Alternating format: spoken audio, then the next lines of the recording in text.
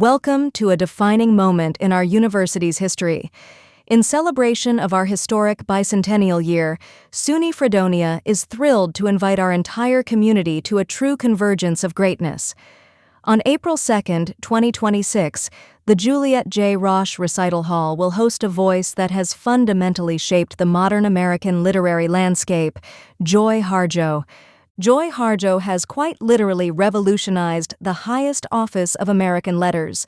As the very first Native American to be appointed as the 23rd United States Poet Laureate, her impact was so profound that the Library of Congress asked her to extend her tenure to a historic 3 terms. Through her groundbreaking project, Living Nations, Living Words, she utilized digital cartography to anchor First Nations voices to specific geographies across the country, transforming her ceremonial role into a vital act of cultural preservation. Her career represents a unanimous, undeniable consensus of excellence. If you look at the absolute pinnacles of American poetic achievement, Harjo has reached them all. She has been honored with the prestigious Frost Medal, the Bollingen Prize, and the National Humanities Medal, which was conferred directly by the federal government. Her verse is so enduring that it is even physically immortalized aboard the NASA spacecraft Lucy, currently exploring the Jupiter-Trojan asteroids. To truly understand Harjo's work is to understand her deep roots in the Muscogee Creek Nation. Born in Tulsa, Oklahoma, she is a 7th-generation descendant of Monowi, a leader of the Red Stick Creek Indians. Her acclaimed memoirs, including Crazy Brave and Poet Warrior, introduce audiences to the indigenous concept of the knowing, an ancestral wisdom and intuitive light that acts as a rudder through life's most beautiful and destructive phases. The architecture of her creative vision is built upon 3 unyielding pillars. First, a dedication to Muscogee heritage, transposing storytelling into visceral poetry to protect cultural memory. Second, a fierce commitment to social justice, tackling the intersectional impacts of imperialism head-on. And finally, a profound musicality, an insistence that poetry must remain an organic, living, communal experience deeply rooted in the oral traditions of her ancestors. Harjo's influence extends far beyond the printed page. She is a master of both the page and the stage. While she is a foundational pillar of the late 20th century Native American Renaissance, having mentored indigenous leaders like U.S. Secretary of the Interior Deb Haaland, she is also a globally touring musician. An accomplished saxophonist and flutist, she even took home Best Female Artist of the Year honors at the Native American Music Awards. This creative momentum is only accelerating.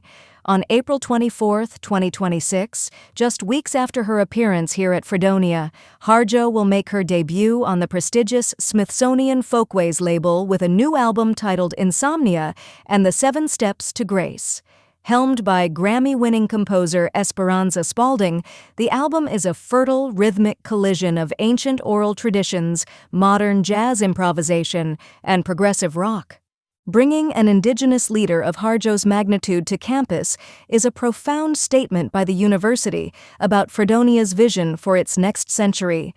As Dr. Kim Marie Cole, chair of the Department of English, notes, "At a time when it's easy to get lost in ugly words and the deluge of bad news, it's truly delightful to welcome a poet who has made a career of describing the world beautifully." A landmark residency of this scale does not happen in a vacuum. It is supported by a robust ecosystem of prestige right here at Fredonia. This event is made possible by the elite Williams Distinguished Visiting Professorship, a major endowment designed to inject world-class intellect into the campus, partnering alongside the Mary Louise White Fund, the Carnahan-Jackson Humanities Fund, and the broader Bicentennial Initiative. We are not just hosting a lecture, we are fostering a deeply integrated community experience.